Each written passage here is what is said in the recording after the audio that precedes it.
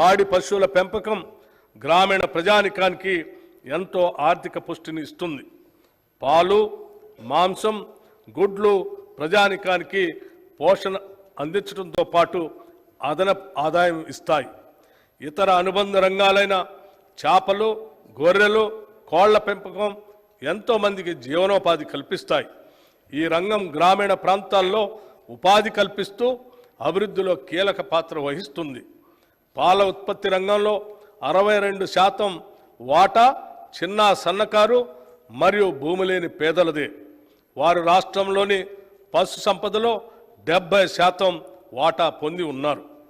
ఈ రంగంలో రాష్ట్రం 326.39 లక్షల పశు సంపదతో దేశంలో 8వ స్థానంలో ఉంది.